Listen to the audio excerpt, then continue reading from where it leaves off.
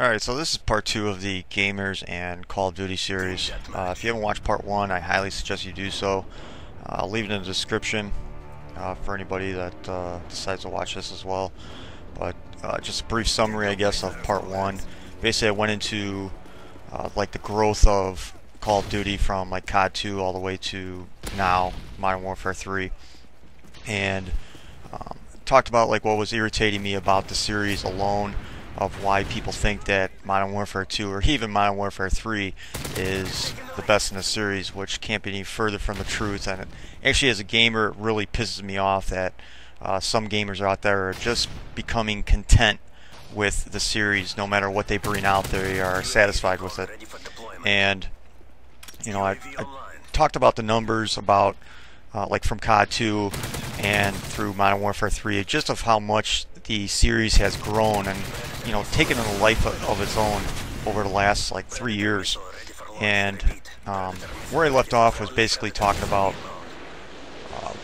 why I thought that people think that Modern Warfare 2 is the best in the series. And the only, you know, after talking with some friends and subscribers about it, excuse me, the only logical reason I can come up with, anything that even makes sense to me, is that Modern Warfare 2 was the first COD game that anybody played, or that a person played, that would say that Modern Warfare 2 is the best in the series. And even then, it still boggles my mind that someone would actually say that. You know, unless they're into hacking, unless they're into JTAG and their Xbox and cheating and all that, I mean, yeah, then I can figure out that why they love that game so much. But you know, just to go into a little bit of a history of Modern Warfare 2, you know, in all my years of gaming, I've never seen a game that hyped before. I've never seen a game that anticipated before in my life. As far as, you know, all the consoles I played on, from, you know, like Sega to Nintendo to like PlayStation, you know, it was just crazy. And you know, I was one of those people. I was one of those people that checked YouTube every day for new clips. You know, checked articles for any like tidbits of information. You know, checked forums to see if anybody could come up with anything or any type of new conspiracy theories about the game and everything. I mean, it was that hyped. It was that crazy. And how it got that crazy is because of COD 4.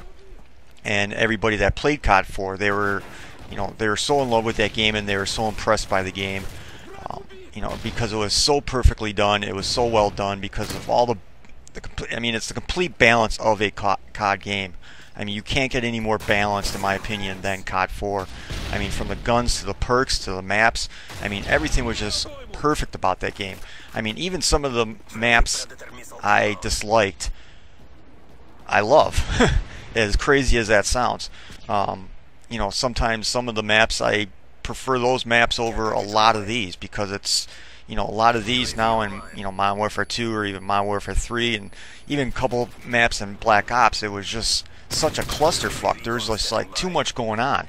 And you know, Infinity Ward, out of all the companies, you know, they just completely got away from it. And like I said, kind of going back in the history of it, you know, not too many people know this, but I remember when it was about a few weeks after World at War came out, Infinity Ward made a press release about a new game that they're coming out with. And it wasn't a COD game. It wasn't going to be a COD game. It was, they wanted to basically branch off from the Call of Duty series altogether. They wanted to go do their own thing. Basically, it was a press release saying that we're going to make a military-based game, but it's going to be futuristic. Basically, what it was going to be was a like their version of Halo, pretty much.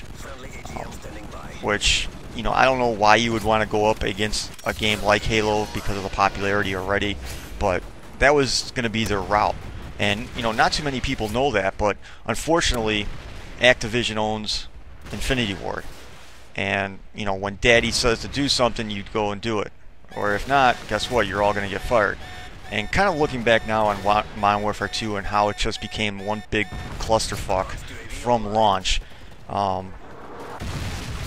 you know, it was almost like Infinity Ward, in a way, was saying, okay, you want us to make a game? Fine. And they ended up making it, and it was the biggest piece of shit that anybody could ever possibly make. Just because of the unbalance of the game, from the perks to the guns to the kill streaks. I mean, it spawned a whole new generation of gamers and how they played the game. You know, you go back to COD 4, you know, I'll probably put like assault rifles and sniper rifles together, and half the lobby would basically be using assault rifles and sniper rifles, to where the other half of the lobby would be using SMGs. I mean, that's how balanced COD 4 was. That's almost how balanced World at War was.